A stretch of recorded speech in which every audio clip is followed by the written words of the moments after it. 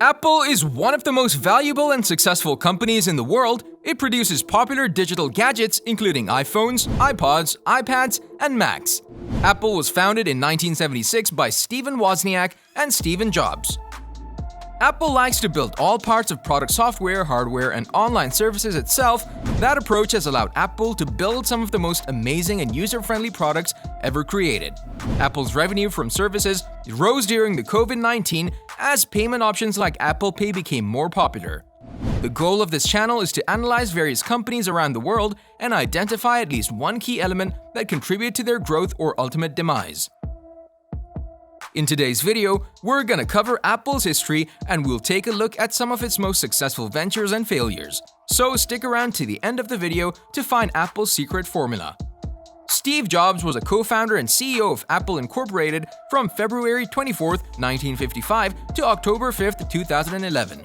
Apple started with Steve Jobs and Steve Wozniak on April 1, 1976. Apple II series was released in June 1977. It was the first successful line of personal computers. On January 24, 1984, the Apple Macintosh was born, and with this invention, the Apple began to grow. In 1996, Apple was still a computer niche platform. When the iPod came along in November 2001, that all changed. The device, which allowed music to be stored digitally on a small device, even smaller than a CD player, changed the way songs were played and shared. Another victory for Steve Jobs. When it came to the iPhone in 2007, after many variations of the iPhone, the iPad was launched in 2010. By March of 2011, over 16 million iPads were on the market. Between 2003 to 2011, Steve Jobs underwent many therapies to try and beat cancer, but he can't. On August 24, 2011, Jobs stepped down as CEO of Apple and died just a few weeks later. Apple success. In 1997, the company was in tough shape. Apple had no clear strategy and was losing millions of dollars every quarter. Steve Jobs canceled 70% of Apple's products and laid off over 3,000 people. In 1998, Jobs turned a $1 billion loss into a $300 million profit. iMac. In 1998, Steve Jobs unveiled the iMac. In 2020, Apple sold 20 million Mac and MacBook units. iMac sported a colorful and curvy look. Apple has improved sales of iMac almost every year since 2009. Apple sold 10.3 million iMac units. iPod. In 2001, Apple released the iPod. Apple has sold a total of 10 million iPods. The popularity of the iPod drives Apple to its highest earnings ever. Customers love the iPod's interface, elegant click wheel. iPhone. On June 29, 2007, the iPhone was released. Apple has sold over 1.4 billion iPhones during the decade. The iPhone sported a revolutionary touchscreen interface. iPad. In 2010, Apple expanded on the iPhone's success with the iPad. Apple has sold over 500 million iPads over the last decade. iPad is a tablet computer based on the same software. Your work is going to fill a large part of your life, and the only way to be truly satisfied is to do what you believe is great work. And the only way to do great work is to love what you do. If you haven't found it yet, keep looking. Don't settle. As with all matters of the heart, you'll know when you find it, Steve Jobs said.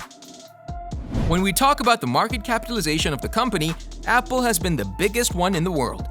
Various big tech companies such as Microsoft, Alphabet, Google, Amazon have been doing a great job. Apple has become the first US company with a capital of over $1 trillion. Apple hit the market value with $1 trillion on August 2, 2018, in which iPhone X played a major role. Apple failures. As with any company's success story, it's often some failures that it hasn't all gone to plan. Apple III. In 1980, one of Apple's biggest flops was the Apple III. Apple III did not have a cooling fan because they were too noisy and inelegant, and as a result, the machine was overheating. Another big reason for the flop is the price of Apple III. It was far more expensive than IBM. Macintosh TV. In 1993, with a high price tag of more than $2,000, the Macintosh TV was discontinued just 5 months after its release. The Macintosh TV was the company's first attempt at a computer TV integration. The Apple Newton Message Pad. In 1993, the Apple Newton came with task management apps fit in your hand and could recognize the handwriting on its screen. It suffered from various glitches and was overpriced. The Apple Newton was a flop and discontinued on February 27, 1998. iPhone 6s. In late September 2014, after the iPhone 6 and 6 Plus shipped, on YouTube, many iPhone owners uploaded videos bending their Apple devices. It was shocking for Apple. The company claimed only a few iPhone owners had bendable devices and said that the company would replace phones that showed manufacturing defects. iPhone batteries. Apple admitted that it was slowing down older iPhone models to conserve battery life. iPhone owners were worried because the company had made that decision without their consent. The company offers to replace those affected batteries for $29.99. By the end of 2018, the iPhone earned a lot by swapping in more than 11 million new batteries. What can we learn from Apple? Apple has the ability to see inconvenience in society that has not been solved yet by technology. The company looks at what competitors are doing and does it in a more efficient, better, and easier way. In 2003, Steve Jobs noticed that everyone wanted a platform where they can buy music online. Thus, iTunes was established and became one of the top music retailers in the world. In 2008, Steve Jobs released the App Store and made thousands of developers able to earn money through selling applications. Apple company, apart from all the other tablets, laptops, and smartphone manufacturers, are not the features of its gadgets. It's the overall experience of using its products. In creating its products, the company has always gone beyond the screen size, the storage, and the megapixels.